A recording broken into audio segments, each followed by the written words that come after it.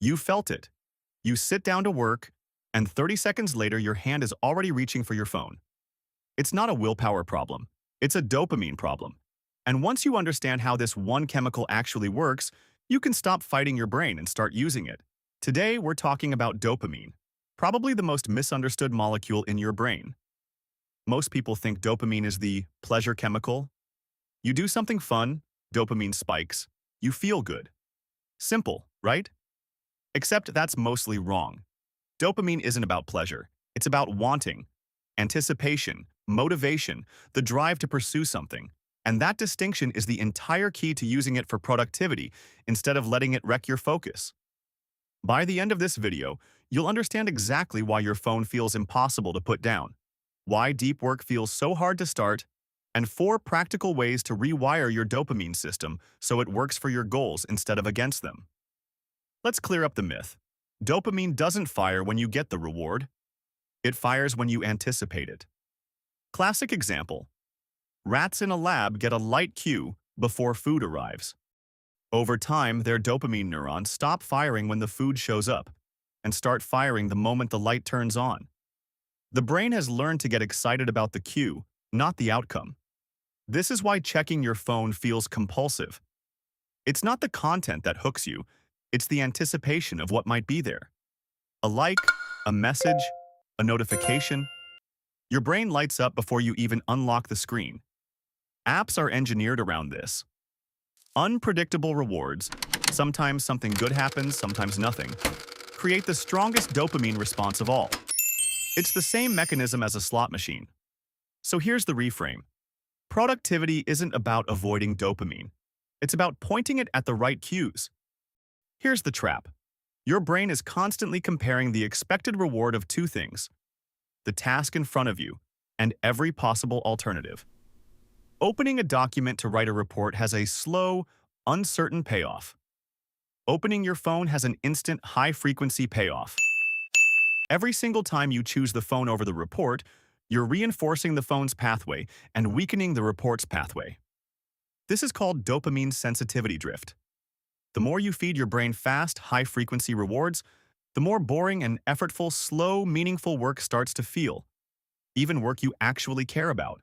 That's why someone can enjoy their job, but still find themselves unable to start it after a weekend of non-stop scrolling. It's not laziness. It's a brain that's been recalibrated toward instant hits. The good news, this is reversible. Let's get into how.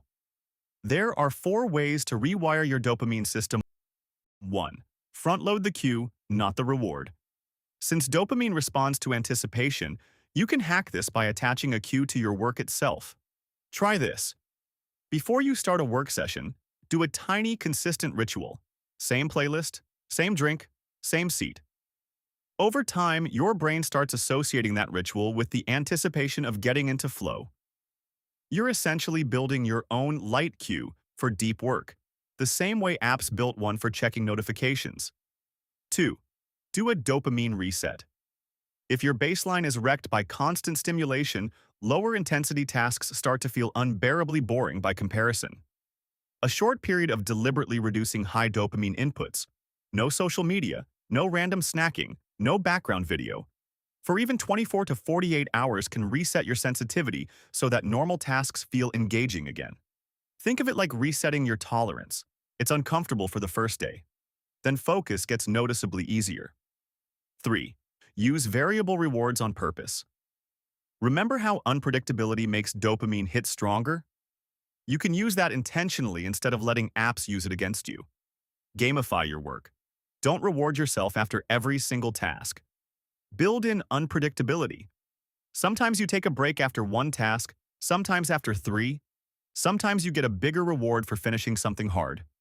This keeps your brain engaged the same way a game or a slot machine does, except now it's engaged with your to-do list.